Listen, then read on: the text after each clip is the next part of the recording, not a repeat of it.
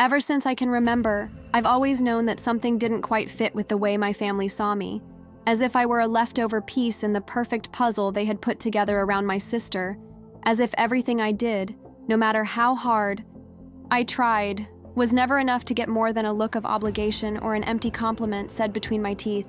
My name is Ethan, and my little sister, Madison, has always been the center of our family's universe. The star of all Christmases, birthdays, dinners, Sunday gatherings, and even the small everyday achievements when she got a good grade or won a school competition.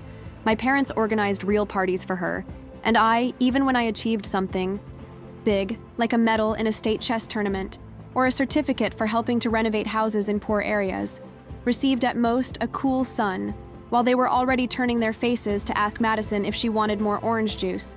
I grew up in this silence, in this background, in this supporting role that I was taught to accept as if it were natural.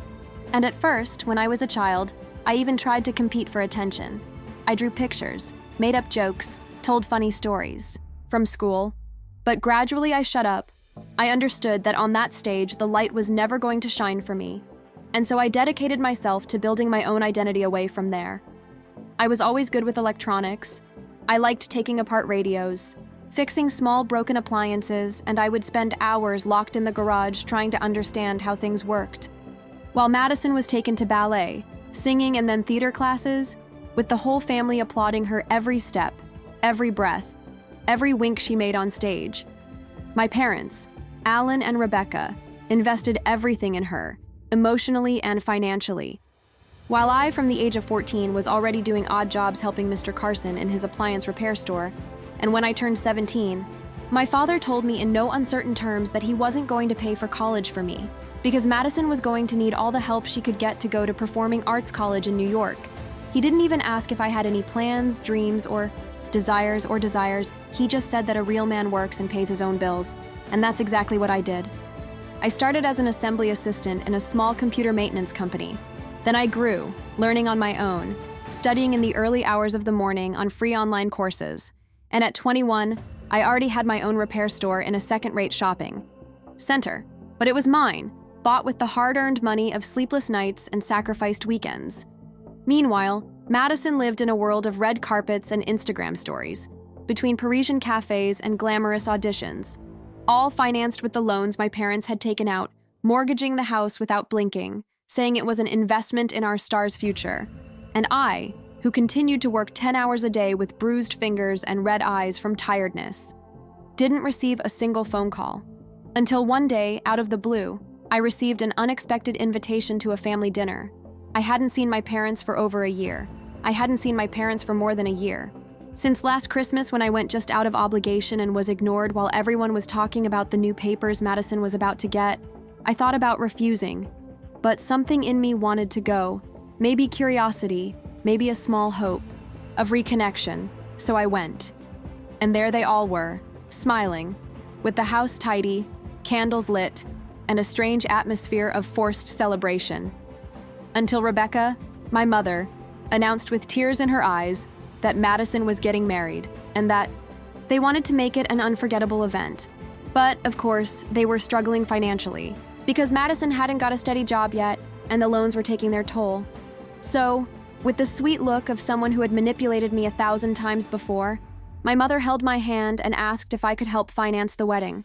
They said it would be something symbolic, just part of the ceremony. Maybe the buffet, maybe the decorations.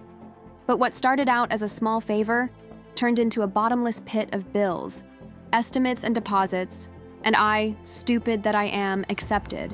Because deep down there was still a piece of me that wanted to belong, that wanted to be seen, and little by little I paid for everything. The hall, the food, the band, the flowers, even the honeymoon to an all-inclusive resort in Hawaii. Every detail approved by Madison and Rebecca as if I were an anonymous sponsor. Never as a brother, never as part of the celebration. And the day of the ceremony arrived. I remember it as if it were now. I put on my best suit, the one I had bought.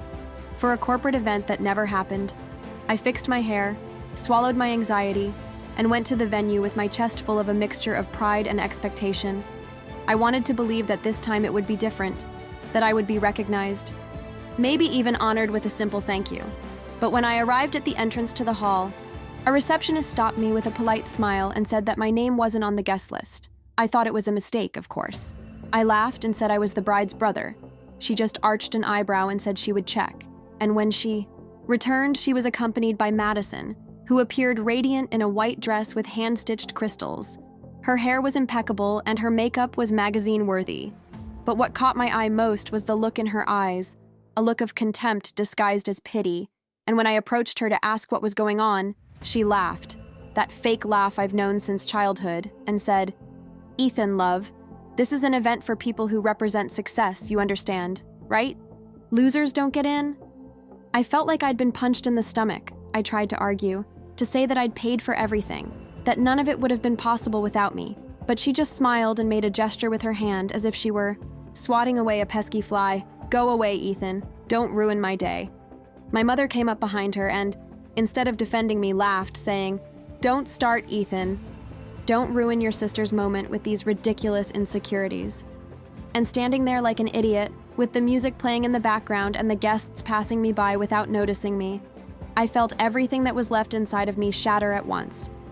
I took my cell phone out of my pocket, called my bank manager and asked for the immediate cancellation of all outstanding transactions related to that wedding, canceling the hall, the buffet, the band, the honeymoon, everything, even the photographers and the floral arrangements that hadn't yet been paid for in full.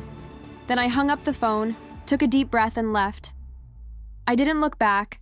I didn't wait for them to come after me. I just disappeared. And it didn't take long for chaos to ensue.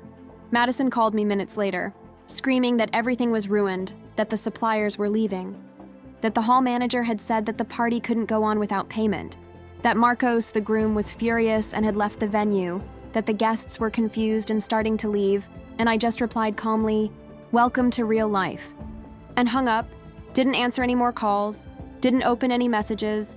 I went straight to my apartment, and for the first time in a long time, I slept with a light heart. Over the next few days, the story spread, and my family tried to paint me as the villain, but no one who knew me believed it. My friends, my colleagues, my loyal clients, everyone knew how much I had given of myself. And finally, I realized that I didn't need the approval of people who had never seen me.